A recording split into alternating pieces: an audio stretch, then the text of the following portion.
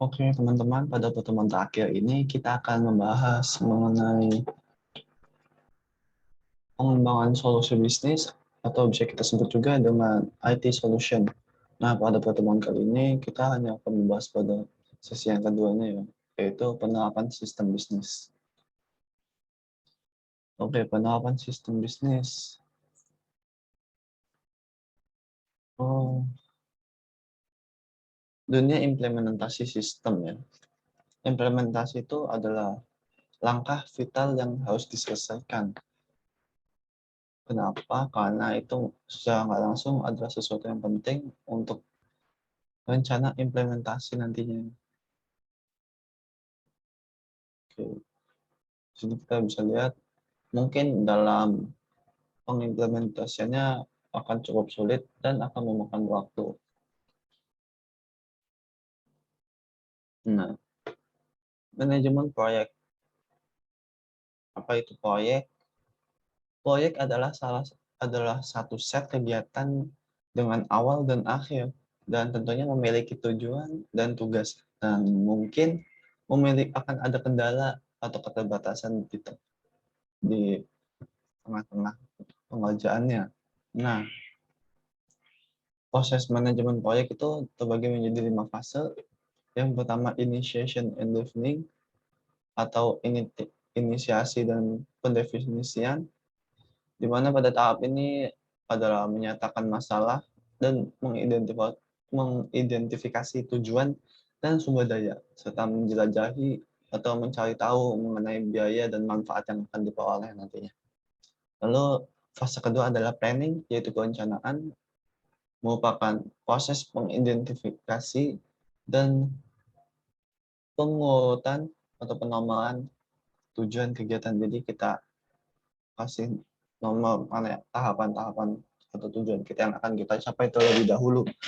Lalu executing atau eksekusi, itu menjalankan rencananya. Controlling atau memantau ya, memastikan tujuan dengan waktu yang telah ditentukan itu dapat selesai dengan tepat waktu. Sedangkan yang terakhir ada closing, yaitu penutupan, yaitu bisa merupakan proses menginstal, kiriman, atau merilis sumber daya, bisa juga disebut juga akhir dari project ya.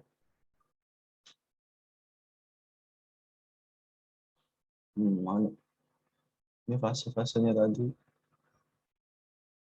Oke, sistem development management tools. Alat manajemen pengembangan sistem dalam pengembangan sistem.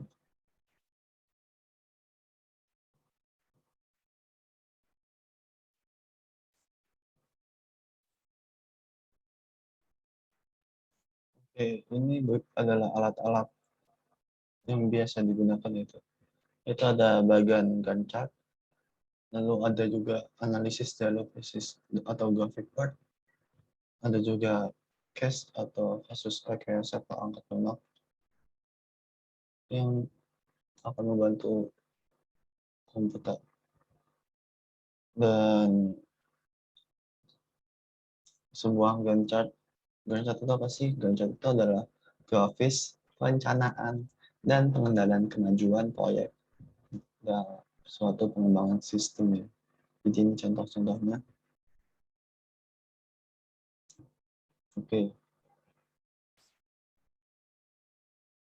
sistem development management tools. Alat manajemen pengembangan sistem ya. Critical path area analysis. Jadi ini merupakan analisis dengan jalur yang kritis, atau bisa juga kita sebut dengan Perth chart. Kalau tadi Gantt chart, kali ini Perth chart. Perth chart itu dikenal juga dengan grafik jalur bisnis.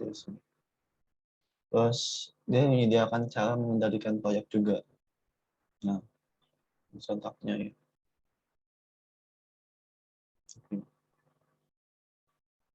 Mengevaluasi perangkat keras, perangkat lunak, dan layanan.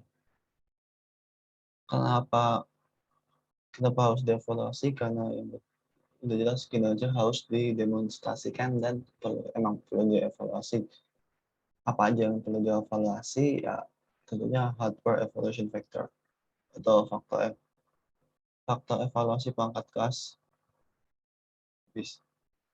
mencangkup karakteristik fisik ya dan kinerja. Lalu software evaluation factor. Faktor kedua tuh apa ya? Mirip dengan mengevaluasi perangkat kelas.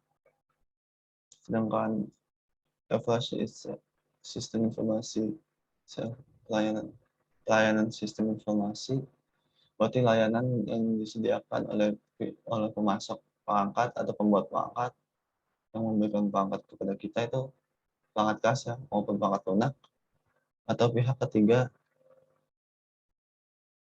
apakah sudah memenuhi kebutuhan kita. Kita cek lagi, kita evaluasi di sistem informasi pelayanan, evaluasi pelayanan sistem informasi. Ini. Ini kalau hardware evaluation apa aja yang dituin?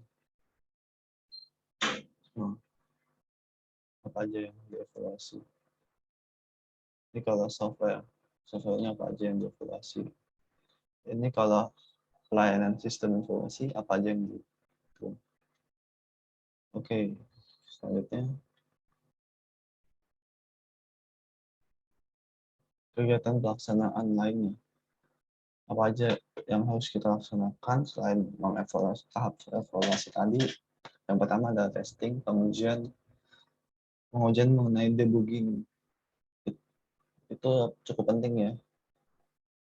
Apakah sistem kita sudah bekerja dengan semestinya atau tidak? Maka kita harus mentesnya. Lalu data conversion atau mengkonversi data, di mana ini akan implementasi yang cukup baru dan seringkali memerlukan penggantian perangkat lunak dan basis data. Documentation atau dokumentasi itu merupakan sarana komunikasi yang paling penting dan biasanya juga diabaikan. Training. Pelatihan pengguna itu cukup penting. Biasanya di bawah anggaran dan cukup mahal juga sih. Lalu strategi konversi sistem atau bagaimana sih cara untuk beralih ke sistem yang baru itu? Yang pertama direct, yaitu metode paling sederhana tapi paling berbahaya, yaitu mematikan sistem lama dan menghidupkan langsung sistem yang baru. Lalu kedua paralel, di mana ini paling mahal tapi paling aman juga, yaitu dengan menjalankan sistem sampai semua orang puas, lalu mematikan sistem yang lama. Pilot itu membiarkan hanya beberapa pengguna terpilih yang menggunakan sistem baru sampai mereka puas, lalu terapkan sistem baru untuk semua orang dengan merepresentasikan pengguna terbaik dapat dipilih dengan melakukan uji coba.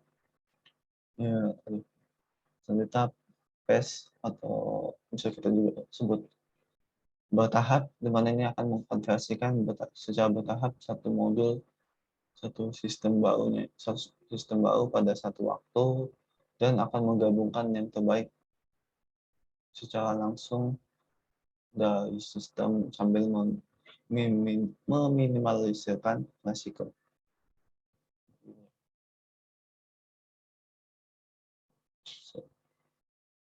Ini contohnya dari sistem.